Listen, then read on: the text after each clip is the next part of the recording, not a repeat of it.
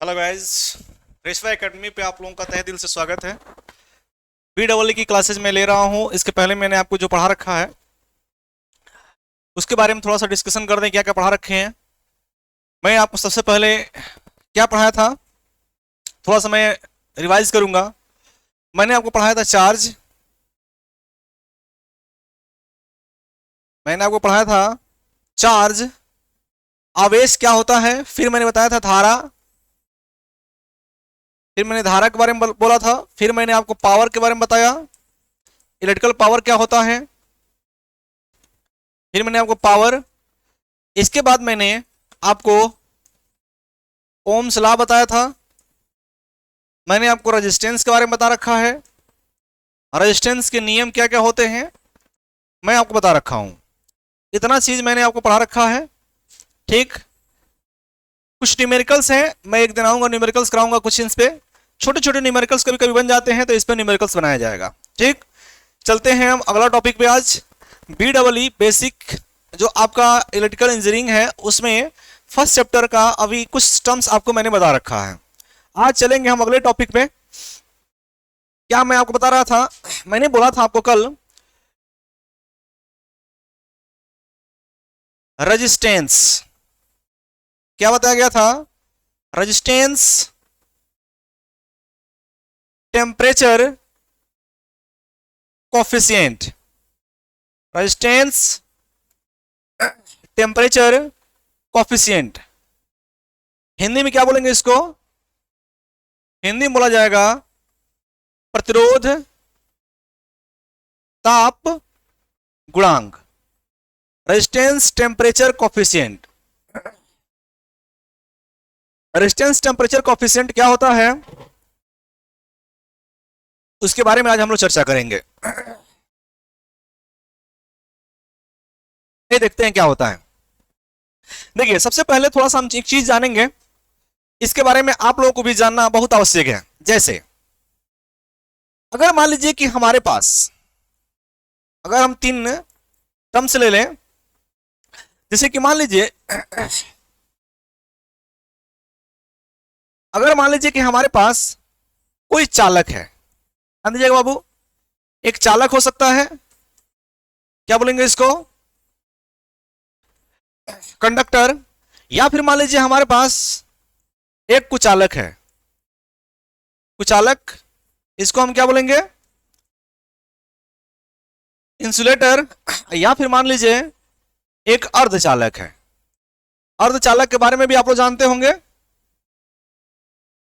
अर्धचालक क्या बोलेंगे इसको,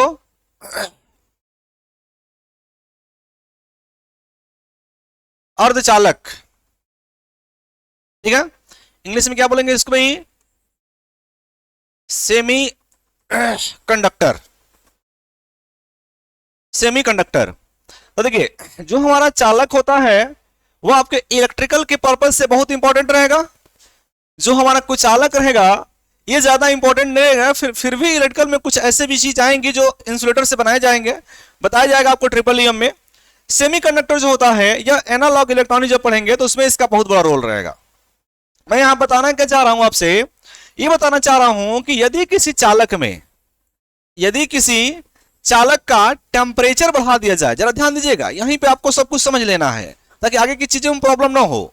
यदि किसी चालक के टेम्परेचर को बढ़ा देते हैं तो जो उसका रेजिस्टेंस होता है वह बढ़ जाता है। इसको अलग वीडियो में बताएंगे आपको हम कि कैसे बढ़ता है। अभी आपको BEE पढ़ना है तो उतना ही चीज जानिए कि टेम्परेचर बढ़ाने से चालक का जो प्रतिरोध होता है वो बढ़ जाएगा। चालक होगा तो प्रतिरोध क्या हो जाएगा, बढ़ जाएगा।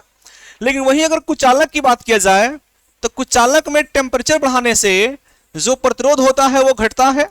अगर सेमीकंडक्टर की बात किया जाए तो सेमीकंडक्टर में भी टेम्परेचर बढ़ने से जो रेजिस्टेंस का मान है वो घटता है। इसके बारे में बताएंगे आपको बाद में, कैसे बढ़ता है कैसे घटता है। इस टॉपिक में हम उसको नहीं बताएंगे, थोड़ा बाद में आपको बताएंगे, एक अलग टॉपिक इसके लिए बनाएंगे हम। तो देखिए, टेम्परेचर बढ़ने से, अगर चालक होगा तो टेम्परेचर बढ़ने से प्रतिरोध बढ़ जाएगा। अगर वही कुछ चालक होगा तो टेम्परेचर बढ़ने से प्रतिरोध घट जाएगा, और अर्धचालक होगा तो टेम्परेचर बढ़ने से प्रतिरोध घट जाएगा। मतलब आप क्या समझे, चालक को छोड़ दिया जाए तो कुचालक और चालक में टेम्परेचर बढ़ने से प्रतिरोध घटता है। मतलब प्रतिरोध में परिवर्तन होता है।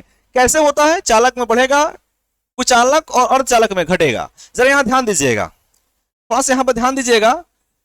इसमें ध्यान ये देना है, इस पे कभी कभी आप आगे जाएंगे तो वहां भी क्वेश्चन इसमें बन जाते हैं। क्या क्वेश्चन बनते हैं? देखिए, अगर कोई चालक है, कोई कंडक्टर है, अगर टेम्परेचर बढ़ रहा है, प्रतिरोध बढ़ रहा है, मतलब दोनों बढ़ रहे हैं ना, इसका मतलब हुआ कि इसका जो प्रतिरोध ताप गुणांक आएगा वह पॉजिटिव, मतलब ये बढ़ रहा है तो ये भी बढ़ रहा है, इसका मतलब इसका जो प्रतिरोध ताप गुणांक आएगा वो पॉजिटिव आता है। वो कैसे आता है अभी बताएंगे आपको हम, अभी आप बताएंगे, अभी जस्ट इसी के बाद। फिर देखिए, इंसुलेटर की बात करें चाहे सेमीकंडक्टर में, टेम्परेचर बढ़ रहा है लेकिन प्रतिरोध घट रहा है, मतलब टेम्परेचर बढ़ेगा प्रतिरोध घटेगा, मतलब दूसरे को विपरीत है ना। तो इसमें जो प्रतिरोध ताप गुणांक आता है नेगेटिव आता है। क्या आएगा? नेगेटिव। तो कभी कभी इससे क्वेश्चन पूछ लेते हैं कि बताइए चालक का प्रतिरोध ताप गुणांक क्या होता है? तो चालक का प्रतिरोध ताप गुणांक क्या होगा? पॉजिटिव। इंसुलेटर का क्या होगा? निगेटिव। और सेमीकंडक्टर का भी निगेटिव। मतलब चालक को छोड़ दिया जाए तो सभी के जो प्रतिरोध ताप गुणांक आते हैं वो निगेटिव आते हैं। ओके, इतना याद रखेंगे। तो ये आपको थोड़ा सा मैंने एक्स्ट्रा चीज बता दिया है, ये चीज थोड़ा सा आप लोग याद रखिएगा। ओके, चलते हैं अब मेन टॉपिक पर, प्रतिरोध ताप गुणांक पर चलते हैं। ओके, चलिए मेन टॉपिक पर चला जाए। जैसे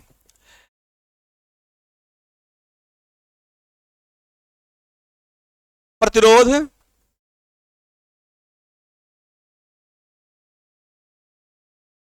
प्रतिरोध सॉरी प्रतिरोध ताप गुणांक, इंग्लिश में मैंने क्या बोला इसका भाई? Resistance temperature coefficient. इसका पूरा नाम हो जाएगा रेजिस्टेंस टेम्परेचर कॉफिशिएंट। क्या होता है आइए इसके बारे में थोड़ा चर्चा करेंगे। हाँ, एग्जाम के पर्पज से, आप जो एग्जाम देने जाएंगे पीटी बोर्ड में, उसके पर्पज से ये इंपॉर्टेंट रहेगा। एग्जाम में ज्यादा पूछा जाता है कि प्रतिरोध ताप गुणांक क्या होता है, इसको डिफाइन कीजिए, इसका डेरिवेशन कीजिए, ये बहुत इंपॉर्टेंट रहेगा। आइए चलते हैं। मान लीजिए कि कोई चालक या कुचालक में किसी भी चीज को लेकर चलूंगा, अगर उसका टेम्परेचर बढ़ेगा तो प्रतिरोध या तो बढ़ेगा या तो घटेगा। चालक है तो बढ़ेगा और इंसुलेटर है तो घटेगा। मतलब सिंपल से याद रखिए कि उसका जो प्रतिरोध है वो परिवर्तित हो जाएगा। ओके, आइए चलते हैं यहां पर। जैसे कि मान लीजिए, सपोज दैट हमारे पास कोई एक कंडक्टर है या फिर कोई मटेरियल है, जरा ध्यान दीजिएगा, कंडक्टर है या फिर कोई भी मटेरियल है, कंडक्टर, इंसुलेटर, सेमीकंडक्टर, कुछ भी ले लीजिए। मैंने मान लिया, कुछ चीज मानते हैं यहां पर,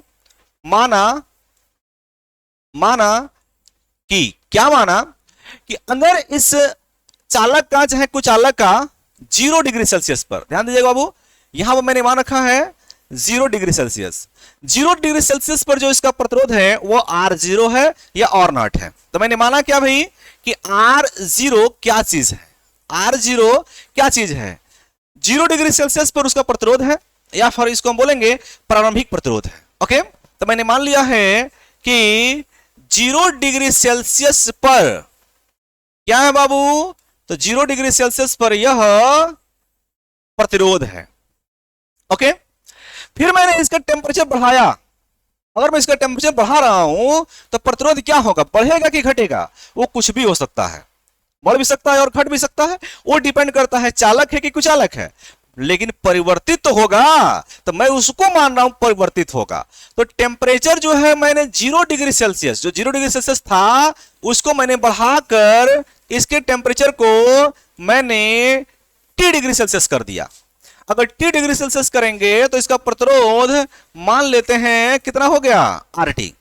अब या तो बढ़ा या तो घटा, दोनों हो सकता है, लेकिन मैंने दोनों कंडीशन को यहां पर डिनोट नहीं किया हुआ है, मैंने सिर्फ एक कंडीशन को डिनोट किया है, RT। बढ़ भी सकता है, घट भी सकता है, मतलब परिवर्तित हो गया। तो यहां पर मैं मान लिया हूं कि RT क्या है? RT क्या है भाई?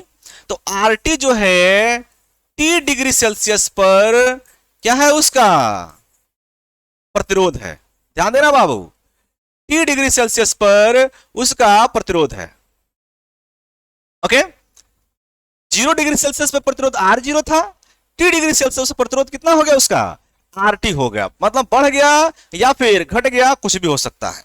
ओके, चलते हैं आगे। जरा ये बताइए आप लोग कि इसमें प्रतिरोध में परिवर्तन कितना हुआ।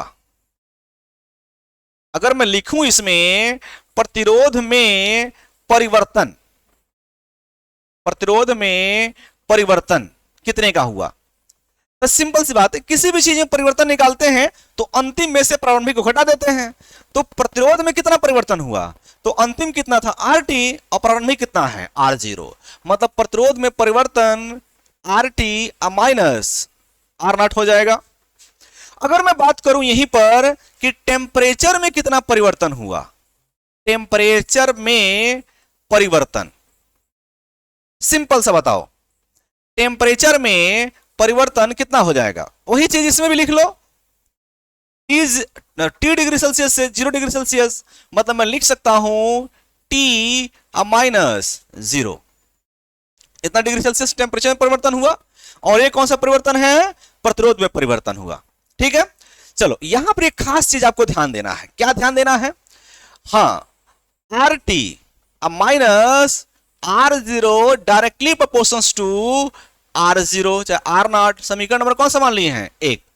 ऐसा क्यों लिखे हैं, जरा इसके बारे में देख लीजिए, ऐसा क्यों लिखा गया है, जरा ध्यान देना है।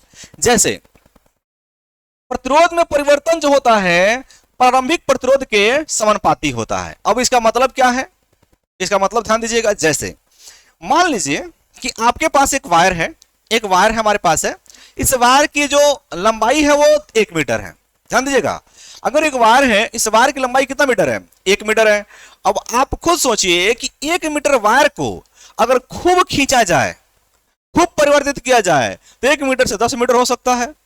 मतलब क्या हुआ, अगर प्रारंभिक लंबाई 1 मीटर है तो आप इसको 10 मीटर तक खींच सकते हैं, लेकिन अगर प्रारंभिक लंबाई पहले से ही 50 मीटर है तो क्या इसको 50 से 60 खींच सकते हैं, नहीं, इसको 50 से 100 खींच सकते हैं। तो परिवर्तन ज्यादा किसमें हो रहा है, जिसमें प्रारंभिक लंबाई ज्यादा हो। अरे लंबाई कम होगा तो कम में परिवर्तन करोगे, लंबाई ज्यादा होगा तो बहुत ज्यादा परिवर्तन कर सकते हो। इसका मतलब क्या हुआ कि जो इसमें प्रतिरोध में परिवर्तन है प्रारंभिक प्रतिरोध के समानुपाती, इसका मतलब हुआ कि अगर प्रारंभिक प्रतिरोध ज्यादा है तो आप उसमें परिवर्तन भी ज्यादा कर सकते हैं। याद रहेगा ये चीज, ठीक है, ध्यान दीजिएगा। अब चलते हैं RT माइनस R0, जो प्रतिरोध में परिवर्तन होता है, ठीक है, वह टेम्परेचर परिवर्तन मतलब डेल्टा T लिख सकते हैं के समानुपाती होता है। अब इसका मतलब क्या हुआ, इसका मतलब यह हुआ कि यदि टेम्परेचर जितना अधिक बढ़ाएंगे, जितना अधिक बढ़ाएंगे, जितना अधिक परिवर्तन करेंगे, प्रतिरोध में भी उतना परिवर्तन होगा। बिल्कुल सही है, ठीक। अब इन दोनों समीकरणों को आपस में मिला दीजिए। यहां पर हम क्या लिखेंगे भाई, समीकरण नंबर 1 एवं समीकरण नंबर 2 से क्या लिख सकते हैं, दोनों से देखिए, दोनों के जो परिवर्तन है इनके समानुपाती है, इनको डायरेक्ट एक साथ लिख लीजिए। तो मैं लिख सकता हूं RT minus R0 is directly proportional to R0 into delta T। Okay, कितना लिख सकते हैं। अब इन दोनों को यहां लाइए, जैसे RT minus R0 equal to करते हैं तो एक आता है अल्फा नॉट इंटू क्या आ जाएगा, डेल्टा T, ठीक है, alpha not delta T into कितना आ जाएगा R0। ओके, जहां कितना आ गया भाई, एक बार और लिख देते हैं, RT माइनस R0 की जो वैल्यू आ गई वो आ गया alpha not R0 into delta T, जहां अल्फा नॉट को ही हम बोलते हैं प्रतिरोध ताप गुणांक। क्या बोलते हैं उसको, प्रतिरोध ताप गुणांक, जहां अल्फा नॉट को ही क्या बोला जाता है, प्रतिरोध ताप गुणांक बोला जाता है।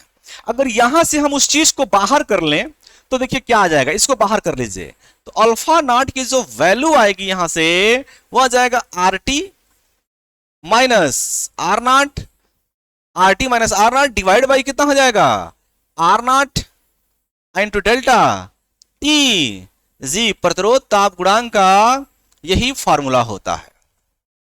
अगर एग्जाम में आता है आपको प्रतिरोध ताप गुणांक, तो ऐसे ही इसको डेरिवेशन करना है। जरा ध्यान दीजिएगा, अल्फा नॉट इक्वल टू कितना हो जाएगा, R T minus R naught divide by R naught into delta T.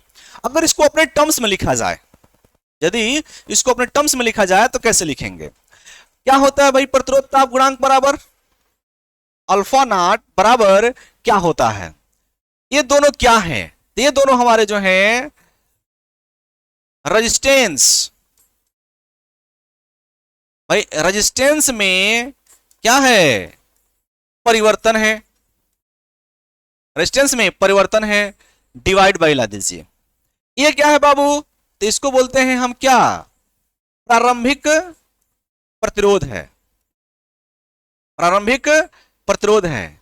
और ये क्या है, तो ये हमारा है ताप में परिवर्तन, ताप में परिवर्तन, रेजिस्टेंस में परिवर्तन बटा प्रारंभिक प्रतिरोध इनटू कितना हो जाएगा, ताप में परिवर्तन। अब इसको अगर डिफाइन करना है, देखिएगा ध्यान से, अब इसको अगर डिफाइन करना है प्रतिरोध ताप गुणांक को, तो कैसे डिफाइन करेंगे, तो डिफिनीशन ऐसे लिखिएगा। आप जब भी इसको सॉल्व करेंगे डिफिनीशन अपने आप से बनाएंगे। इसका डिफिनीशन क्या हो जाएगा, तो डिफिनीशन क्या हो जाएगा भाई,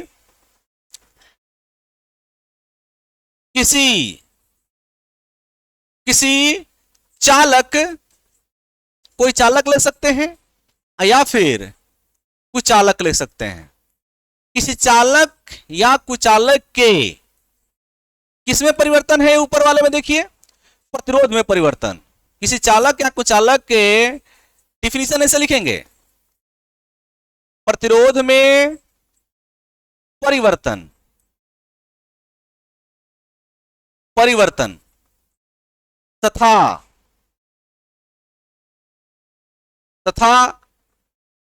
प्रारंभिक प्रतिरोध, सिंपल सा डिफिनीशन, तथा प्रारंभिक प्रतिरोध गुणे ताप में परिवर्तन के अनुपात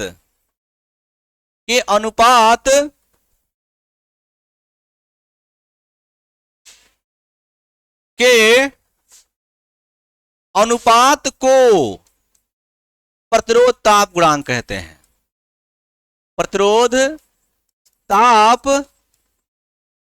गुणांक कहते हैं। तो डिफिनीशन आप यहां से बना लेंगे।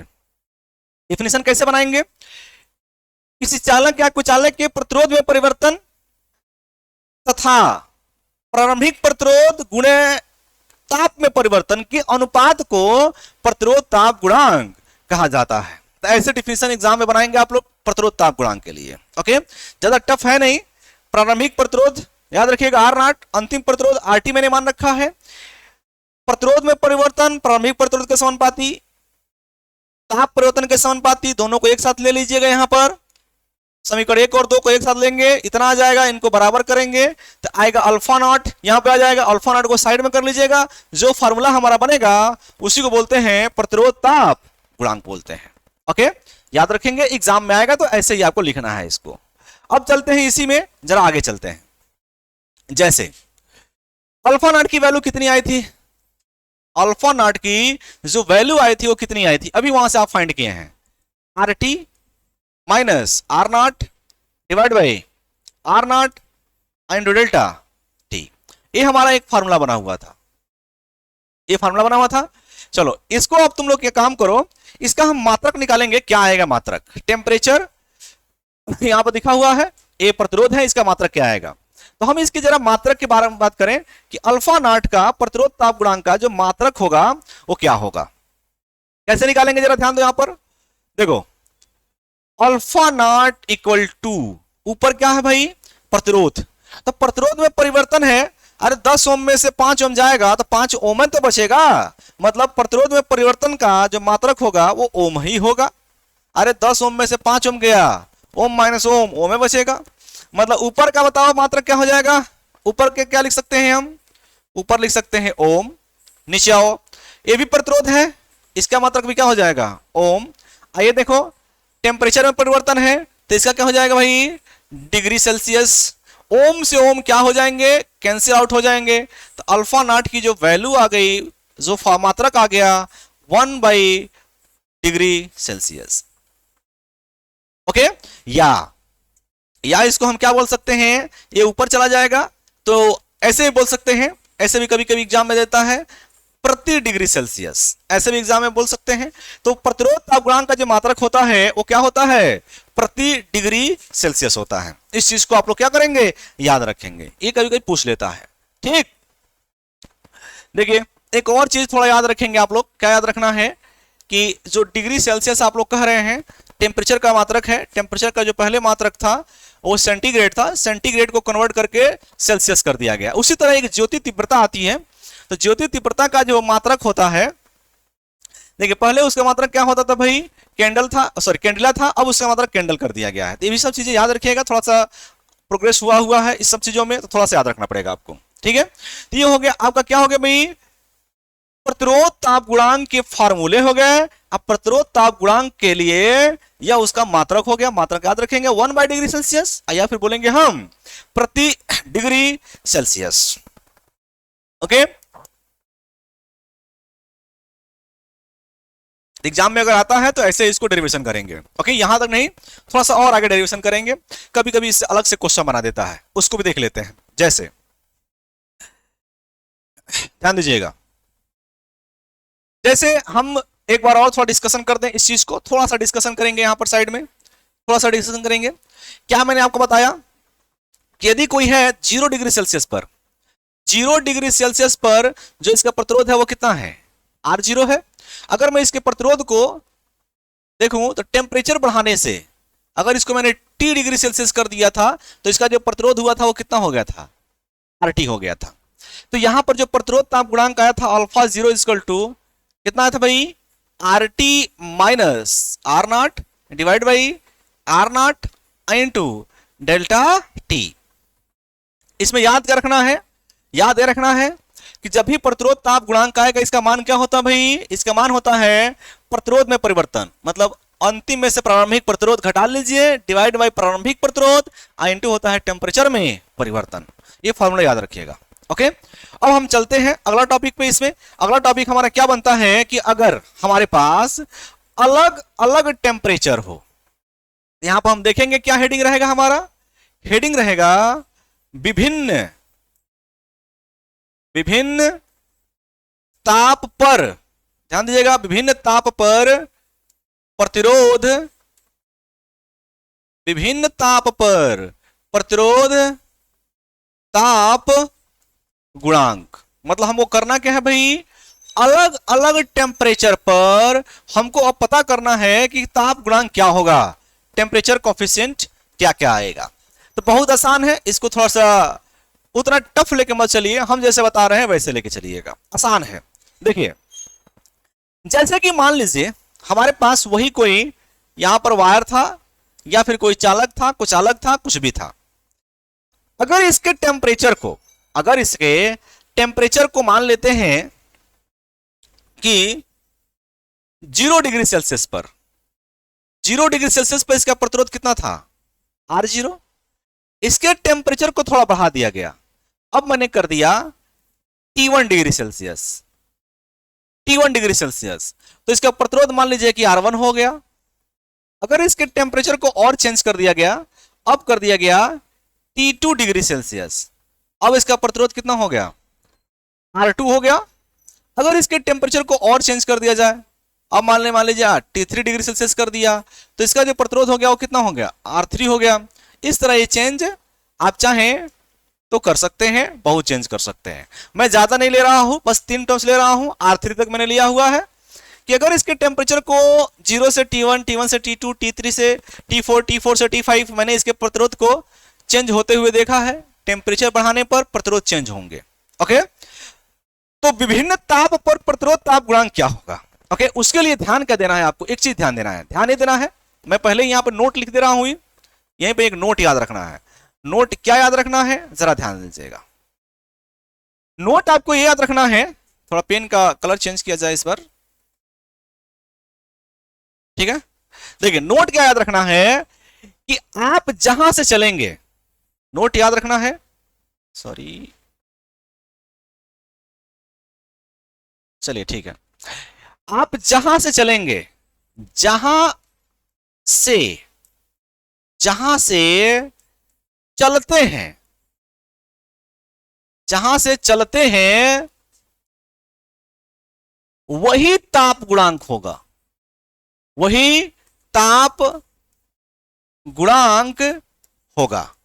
यह ध्यान देने वाली चीज है, जहां से चलेंगे वही ताप गुणांक होगा। इसका मतलब क्या है, आइए देखते हैं। जैसे मान लीजिए कि आप 0 डिग्री सेल्सियस से टेम्परेचर को बढ़ा रहे हैं, और 0 डिग्री सेल्सियस से टेम्परेचर को बढ़ाकर आप कर दिए T1 डिग्री सेल्सियस, या फिर 0 डिग्री सेल्सियस से आप जा रहे हैं T2 डिग्री सेल्सियस में, या फिर 0 डिग्री सेल्सियस से आप जा रहे हैं T3 डिग्री सेल्सियस में, या फिर 0 से आप किसी और डिग्री सेल्सियस में चले जाइए।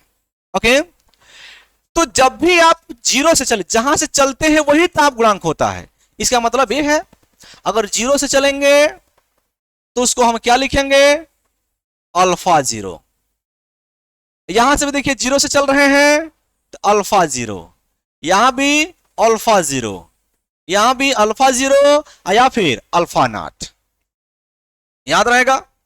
अब चलिए इसकी वैल्यू लिखा जाए, तो वैल्यू जैसे हम फार्मूला पढ़ाए हैं ना, वैसे ही लिखना है। जैसे मान लीजिए कि हम 0 से T1 में जा रहे हैं, तो पहला कंडीशन है 0 से T1 में, तो बताओ 0 से चले हो ना तुम लोग, तो अल्फा 0 लिखोगे, तो यहां से अल्फा 0 की वैल्यू कितनी आएगी, अल्फा 0, प्रतिरोध में परिवर्तन, तो यहां से यहां जा रहे हो तो प्रतिरोध में परिवर्तन R1 minus R0, R1 minus कितना हो जाएगा R0, डिवाइड बाई, देखो प्रारंभिक प्रतिरोध, इसमें प्रारंभिक प्रतिरोध, यहां से यहां गए हो तो प्रारंभिक प्रतिरोध कितना काम करेगा R0, इंटू होता है टेम्परेचर में परिवर्तन, तो T1 माइनस 0, T1 माइनस 0, ये हमारा अल्फा 0 की वैल्यू आ जाएगी। ओके, एक कंडीशन हो गया। सेकेंड कंडीशन, सेकेंड कंडीशन मान लो कि तुम यहां से देखो 0 से कहां पहुंचे हो T2 में, तो यहां से लिखेंगे हम 0 से T2 में। देखो अब फार्मूला तुम लोगों को खुद से सीखना है कैसे बनाया जा रहा है। देखो 0 से T2 में, तो प्रतिरोध में परिवर्तन देखो कितना हुआ, 0 से T2 में R2 माइनस R0, प्रतिरोध में परिवर्तन कैसे लिखेंगे हम, तो यहां पर वैल्यू क्या होगा अल्फा नॉट। अल्फा नॉट क्यों ले रहे हैं, क्योंकि 0 से चल रहे हैं। ओके, प्रतिरोध में परिवर्तन कितना हो जाएगा R2 minus R0, divide by कितना हो जाएगा बाबू, यहां से प्रारंभिक प्रतिरोध, यहीं से चले हो ना, तो यही होगा कितना R0, इंटू टेम्परेचर में परिवर्तन T2 माइनस 0, ये हो जाएगा अल्फा 0 की वैल्यू। ओके, उसी तरह मान लो हम अलग कंडीशन में चले, जैसे कि मान लो यहां से वहां चल रहे हैं, किसमें हम चल रहे हैं 0 से कहां चल रहे हैं T9, चलो डायरेक्ट मैं T9 ले लिया हूं, कंफ्यूजन मत आना, मैं T9 कहीं और बीच में होगा उसको मैंने यहां पर ले रखा है। तो सिंपल सा बात, 0 से चल रहे हो ना, अल्फा नाटे होगा, प्रतिरोध में परिवर्तन R9 minus R0, divide by प्रारंभिक प्रतिरोध R0, और टेम्परेचर में परिवर्तन T9 माइनस 0, अल्फा 0 ऐसे लिखोगे। तो अगर मान लीजिए कि आपको विभिन्न ताप पर पूछता है प्रतिरोध ताप गुणांक क्या होगा, तो आपको सिंपल ऐसे ही जहां से चलेंगे वही ताप गुणांक होगा। तो अभी तो आपको सिर्फ अल्फा 0 दिख रहा होगा, आइए मैं इसको थोड़ा चेंज करके देखता हूं कि इसको चेंज करेंगे तो कैसे वैल्यू आएंगे। आइए देखते हैं। जैसे मान लीजिए वही चीज मैं अलग नहीं लिख रहा हूं, वही चीज मान लीजिए कि यहां पर 0 डिग्री सेल्सियस है, प्रतिरोध कितना है R0, बढ़ा दीजिए, यहां मैंने T1 डिग्री सेल्सियस कर दिया, प्रतिरोध कितना हो गया R1 हो गया, जरा और बढ़ा दीजिए, मैंने इसका degree Celsius T2 degree Celsius कर दिया, प्रतिरोध कितना हो जाएगा R2, और बढ़ा दीजिए, मान लीजिए यहां पर T3 डिग्री सेल्सियस कर दिया, प्रतिरोध कितना हो जाएगा R3, आप चाहे तो आगे भी बढ़ा सकते हैं, मैं उसको लिखा नहीं हूं। ओके, अब देखिए मेरे कहने का मतलब आपको यहां पे अब समझ में आएगा, क्योंकि वहां पर मैंने सिर्फ अल्फा 0 को ले रखा है। कहने का मतलब यह है कि अगर आप 0 से इधर जाएंगे तो अल्फा 0 होगा, लेकिन अगर आप T1 से इधर जाएंगे तो T1 से चल रहे हैं तो अल्फा 1 होगा। कहने का मतलब ये है अगर T2 से जा रहे हैं आप इधर की तरफ तो अल्फा 2 होगा, क्योंकि 2 से चल रहा हो तो 2 लिखना।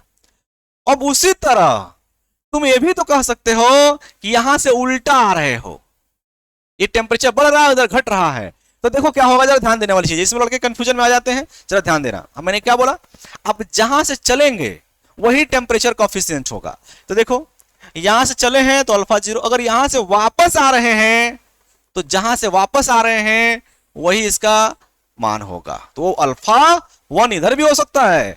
आप इधर से उधर जाइए चाहे इधर से इधर आइए, उसकी वैल्यू हम इसी के बेस पर लिखेंगे। कहने का मतलब ये था, याद रहेगा।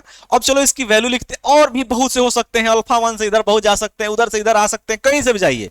कहने का मतलब ये है कि आप जहां से चलेंगे प्रतिरोध ताप गुणांक उसी को लिखेंगे आप, अदर मत लिखेंगे। ओके चलिए है, आइए इसके बारे में थोड़ा देख लिया जाए क्या होगा। तो पहले हम फार्मूला लिख देते हैं।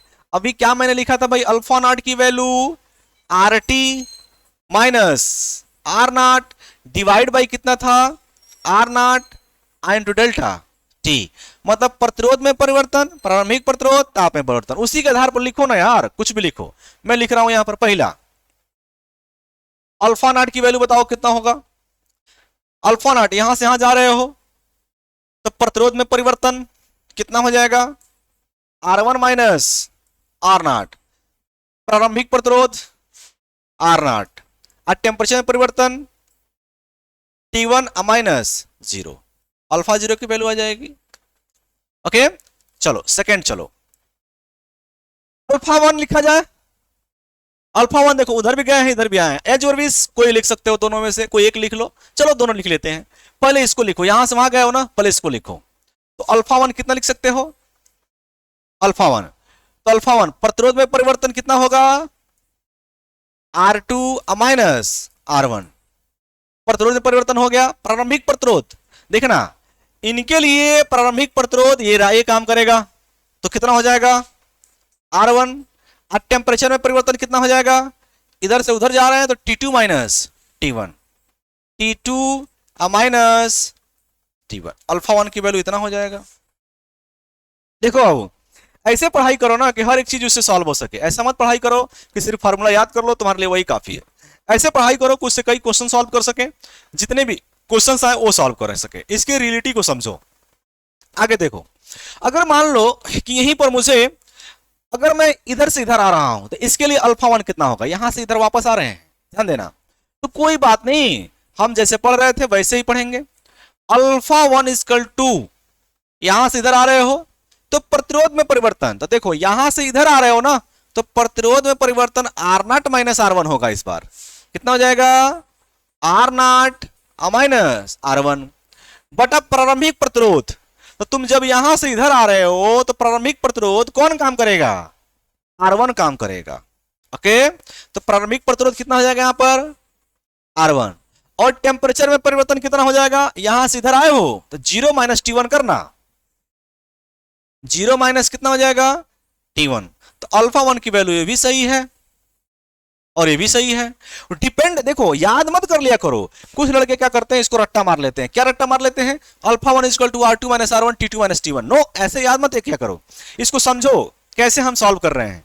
आप जहां से चलोगे वही आपका प्रतिरोध ताप गुणांक होगा। और लिखना कैसे है, आपको मैं बार बार बता रहा हूं, लिखना कैसे है, जहां भी आप चलिए प्रतिरोध में परिवर्तन, प्रारंभिक प्रतिरोध और ताप में परिवर्तन, इसी को लिखना, हर बार ऐसे लिखना है। जैसे मान लीजिए कि आगे भी चल के लिख लेते हैं, देख लेते हैं क्या आएगा। जैसे मान लीजिए कि यहां तो हो गया, चलो इसको लिख के दिखाओ तो सब लोग, क्या होगा भाई, अल्फा 2 इक्वल टू, यहां से उधर जा रहे हैं तो प्रतिरोध में परिवर्तन R3 minus R2 divide by प्रारंभिक प्रतिरोध कितना है R2, टेम्परेचर में परिवर्तन कितना है T3 माइनस T2, ये हो जाएगा। ये भी लिख सकते हैं आप लोग। ओके जैसे मान लीजिए कि अगर मैं इसी चीज को एक थोड़ा सा मैं चेंज करने जा रहा हूं कि अगर यहां पर था T1 डिग्री सेल्सियस, ध्यान देना मेरी बात, और T1 से डायरेक्ट हम पहुंच गए T500 T1 से डायरेक्ट हम T 500 डिग्री सेल्सियस से पहुंच गए। ओके, तो यहां पर प्रतिरोध कितना होगा R1, यहां पर हम क्या लिख लेंगे R 500। तो इसमें कैसे निकालेंगे तो बताओ, अगर इधर से उधर जा रहे हो तो यहां पर अल्फा 1 निकलेगा, हम बोले हैं ना जहां से चलेंगे वही निकलेगा। तो अल्फा 1 कितना आ जाएगा यहां से, तो अल्फा 1 इजकल टू पहले प्रतिरोध में परिवर्तन, तो प्रतिरोध में परिवर्तन R 500 minus R1, R 500 minus R1 divide by प्रारंभिक प्रतिरोध, यहां से चले हो तो वही प्रारंभिक प्रतिरोध होगा कौन सा R1 इंटू टेम्परेचर परिवर्तन T 500 minus T1 degree Celsius. ठीक है, इतना आपका हो जाएगा प्रतिरोध ताप गुणांक। याद रहेगा बाबू। तो प्रतिरोध ताप गुणांक कैसे निकालना है, तो जो प्रतिरोध ताप गुणांक निकलेगा और जहां से चलेंगे वही निकलेगा। फॉर्मूला हमारा यही सब रहेगा, जरा ध्यान दीजिएगा। उल्टा सीधा मत पढ़ा करो यार, तुम लोग उल्टा सीधा पढ़ लेते हो, बस रट्टा मार लेते हो कि हाँ भाई अल्फा 2 इक्वल टू इतना, अल्फा 1 इक्वल टू। नो, याद करने वाली चीज नहीं, समझ के इसको याद करो। समझो क्या है, कहां जहां से चलोगे वही प्रतिरोध ताप गुणांक आएगा उसमें। आए जैसे बता रहे हैं वैसे लिखा करो ना यार, क्या जरूरत है उल्टा सीधा याद करने का। देखो इसमें कितना अच्छा हम बता रहे हैं कि जहां से चल रहे हो वही लिखो, उसी फार्मूले को अप्लाई करो, तो ये सब हो जाएंगे ना क्वेश्चंस। ठीक, प्रतिरोध ताप गुणांक आता है तो इसको आप लोग आराम से सॉल्व कर लेंगे। ओके, एग्जाम में अगर आता है प्रतिरोध ताप गुणांक तो पहले तो आपको जैसे बताए हैं वैसे लिखेंगे, थोड़ा सॉल्व करेंगे, फार्मूला निकालेंगे, उसके बाद उसका मात्रक लिखेंगे, फिर लिखेंगे विभिन्न ताप पर प्रतिरोध ताप गुणांक, और 4-5 यहां से एग्जाम्पल दे देंगे कि ऐसे होता है। ओके, चलिए आगे चलते हैं। कभी कभी क्या करता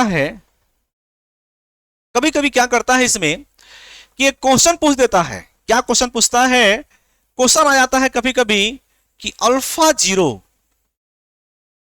तथा अल्फा 1 में संबंध बताइए क्या होगा। अल्फा 0 तथा अल्फा 1 में कभी कभी संबंध पूछ देता है, क्या इसमें रिलेशन होगा। ओके, अल्फा 0 तथा अल्फा 1 में अगर संबंध पूछता है तो आप लोग कैसे सॉल्व करेंगे, जरा हम बताएंगे वैसे चलेंगे, अपने आप से नहीं। ठीक है, उल्टा सीधा नहीं। ठीक, देखिए यहां पर एकदम सिंपल चलना है, आप लोगों को थोड़ा सा इसमें परेशानी नहीं होने वाली चीज है, क्योंकि अभी पहले जैसे मैंने बताया वैसे सेम टू सेम चलिएगा, जैसे हम उसको थोड़ा सा दूसरे तरीके से करेंगे। अल्फा 0 तथा अल्फा 1 में संबंध क्या होगा। देखिए, माना कि अगर किसी चालक का जो टेम्परेचर है यहां पर अल्फा 0 अल्फा 1 है, तो टेम्परेचर को बढ़ाकर पहले कितना था 0 डिग्री सेल्सियस, अब कितना हो गया अल्फा 1, मतलब यहां पर T1 डिग्री सेल्सियस हमने कर दिया। उसका टेम्परेचर कितना था पहले 0 डिग्री सेल्सियस, अब कितना मैंने कर दिया T1 डिग्री सेल्सियस कर दिया। प्रतिरोध कितना हो जाएगा बाबू, R0 था, यहां पर कितना कर दीजिए R1 कर दीजिए। ओके, तो यहां पर मान लेते हैं, क्या मान लेंगे, पहले कुछ चीजों को मानना पड़ेगा। आप लोग क्या करते हैं एग्जाम में मानते नहीं है, डायरेक्ट सॉल्व करना शुरू कर देते हैं। माना भाई R0 क्या चीज है बताओ, 0 डिग्री सेल्सियस पर क्या है वो प्रतिरोध है, 0 डिग्री सेल्सियस प्रतिरोध। उसी तरह RT बताओ, R1 बताओ कितना है, R1 जो है कितना माने हैं भाई, वह मान लिए हैं T1 डिग्री सेल्सियस पर प्रतिरोध मान लिए हैं। अब देखो सिंपल सा, चलो जैसे हम बताए हैं प्रतिरोध ताप गुणांक, क्या बताए थे प्रतिरोध ताप गुणांक भाई, alpha equal to alpha 0 equal to RT minus R0 divide by R0 into delta T। इसी फार्मूले पे हम चलेंगे। आइए देखते हैं, अगर हम यहां से इधर जा रहे हैं तो हमारा क्या मिल के आएगा अल्फा 0। अभी मैंने बोला था ना आपसे कि आप जहां से चलेंगे वही ताप गुणांक होगा, तो आप 0 से चले हैं तो अल्फा 0 हो जाएगा। अगर वही काम हम उल्टा करें, अगर वही काम हम इधर से इधर आएंगे तो वह क्या हो जाएगा अल्फा 1। कुछ लोग इसको एक बार इसको सॉल्व करते हैं, एक बार अगला सॉल्व करते हैं, ऐसे सॉल्व मत करिए ना, डायरेक्ट ऐसे सॉल्व करना, आ जाएगा सब कुछ आंसर यार, क्या जरूरत है ज्यादा टर्म्स बढ़ाने का। देखो, तो अगर हम बात करें अल्फा 0 की वैल्यू कितनी आ जाएगी, डायरेक्ट लिखा करो अब, क्योंकि तुम डेरिवेशन तो कर चुके हैं इन सब चीजों का। अब जब रिलेशन आएगा तो डायरेक्ट लिखा करो। तो अल्फा जीरो कितना आ जाएगा बताओ जल्दी से। अल्फा जीरो यहां से वहां जा रहे हो, R one minus R naught, अभी मैंने बताया था R one minus R naught divide by प्रारंभिक प्रतिरोध आर जीरो और टेम्परेचर में परिवर्तन।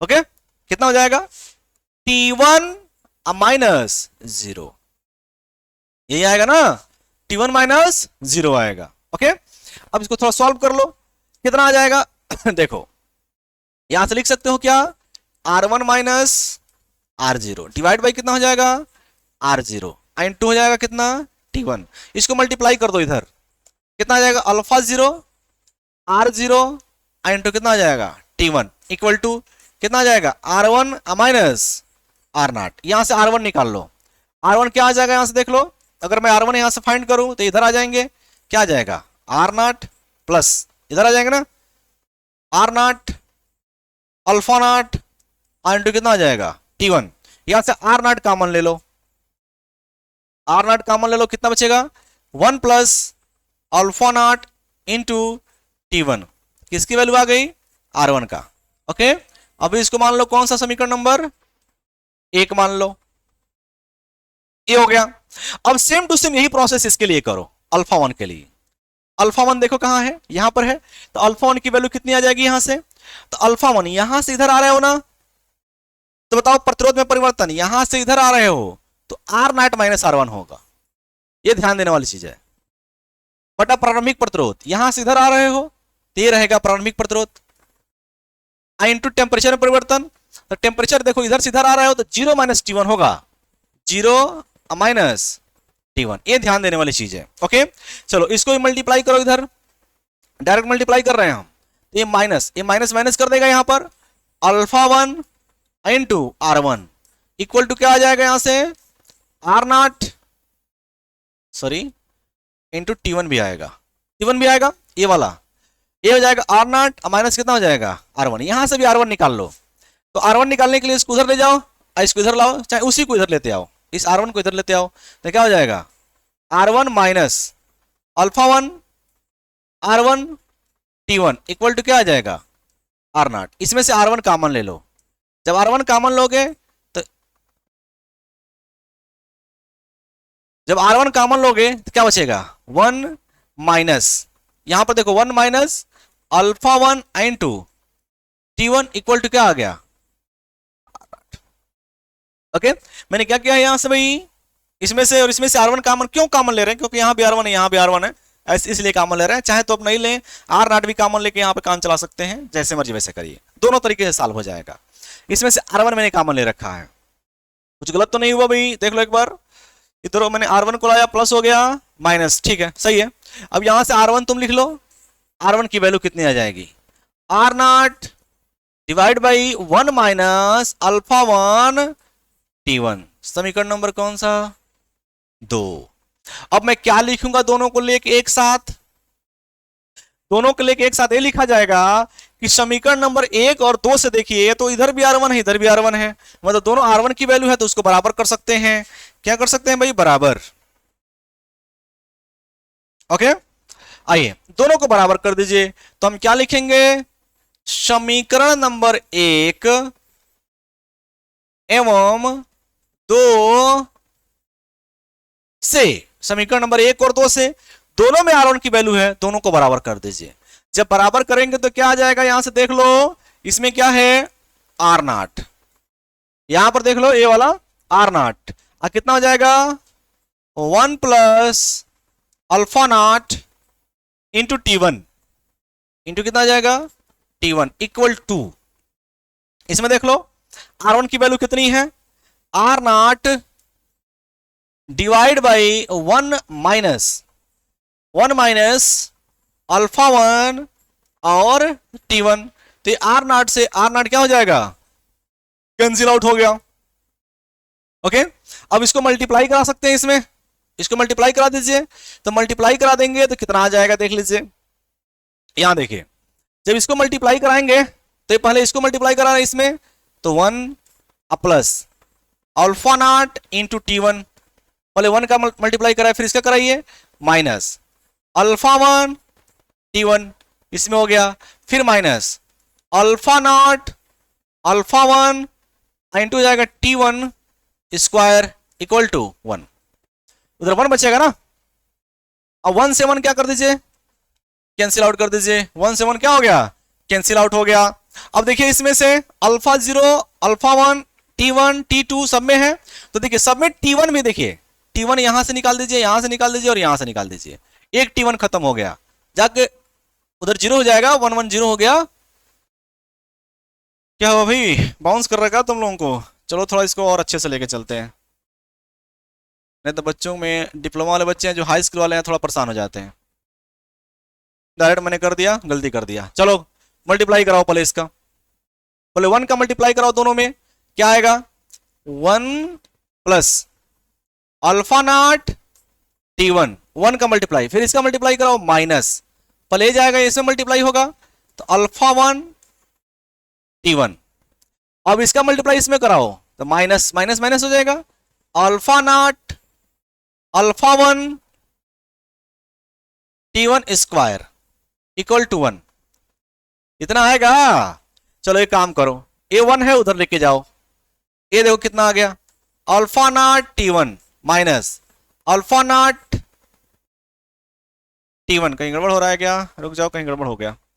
ये 1 का मल्टीप्लाई कराएंगे इसमें तो 1, इसका मल्टीप्लाई अल्फा 1 इस पूरे का कराए हो ना, यहाँ पर थोड़ा सा गड़बड़ हो गया, चलो कोई बात नहीं, पहले 1 का करा लो, 1 प्लस अल्फा नॉट T1, फिर इसका मल्टीप्लाई कराए दोनों में तो माइनस अल्फा 1 T1 माइनस, ठीक है अल्फा 1, हाँ ठीक है सही है, कोई दिक्कत नहीं, यहाँ पे गलत लिख दिए थे हम, इसको थोड़ा मिस्टेक कीजिए।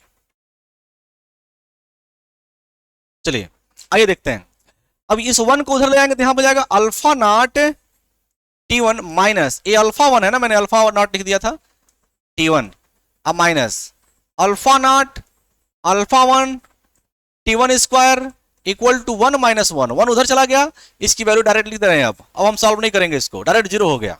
ओके अब देखो यहां से भी T1 है, यहां से भी T1 है, इसमें भी T1, एक T1 कॉमन लेकर उधर लेके चले जाओ तो 0 हो जाएगा। ओके तो बचेगा कितना, alpha not minus alpha 1 minus alpha naught alpha 1 T1, एक T1 उधर जाकर 0 हो गया, इक्वल टू 0 डायरेक्ट लिख दिए हैं हम।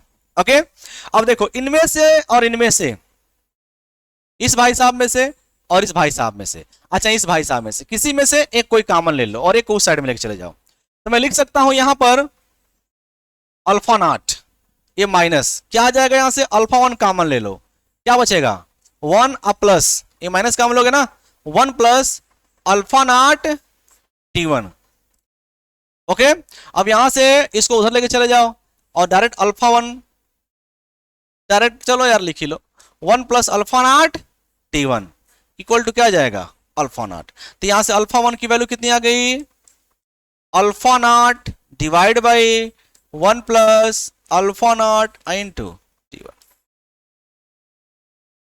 ऐसे आप डेरिवेशन करेंगे इसका। ओके अल्फा 1 की जो वैल्यू आएगी अल्फा नॉट बटा 1 प्लस अल्फा नॉट T1, क्या करना है आपको, एक बार R1 यहां से निकालना है, यहां से वहां चलिए फिर R1 निकाल लीजिए, एक बार वहां से यहां आइए फिर R1 निकालिए, दोनों को बराबर कर दीजिए, जो कटने पीटने वाला है काट पीट दीजिए और उसको सॉल्व करके अल्फा 1 निकाल लीजिए। अच्छा अल्फा नॉट एज और विच दोनों में से कोई निकाल सकते हैं, तो आप कोशिश करिएगा अल्फा 1 फाइंड करने के लिए, याद रहेगा। ठीक है आज के लिए इतना, आगे चलते हैं नेक्स्ट टॉपिक पर, कोई प्रॉब्लम हो तो आप लोग मैसेज करिएगा। सही है बिल्कुल सही है, डेरिवेशन जैसे बताए हैं, एक बार देख लीजिए मैंने क्या किया है, अल्फा 1 और अल्फा नॉट में संबंध क्या होगा, तो उसके लिए हम क्या करेंगे 0 से T1 चलेंगे और T1 से फिर 0 चलेंगे। ठीक फिर मैंने क्या लिखा है यहां से देखिएगा ध्यान से, 0 से T1 चलने के लिए हमने R1 निकाल लिया, T1 से 0 चलने के लिए R1 निकाल लिया, दोनों की वैल्यू मैंने बराबर रख दिया है यहां पर, उसको सॉल्व कर लिया है, अल्फा 1 फाइंड हो गया है। ओके ऐसे चलेंगे। ओके ओके गाइस आज के लिए इतना। देखिए आप लोगों को जो जितने भी इसमें पढ़ाया जा रहा है उसके लिए आपको इसमें ऑफर चल रहा है रेसवा एकेडमी पे, रेसवा सेमेस्टर पर, कि आप लोग बस 99 में एक कोर्स खरीद सकते हैं।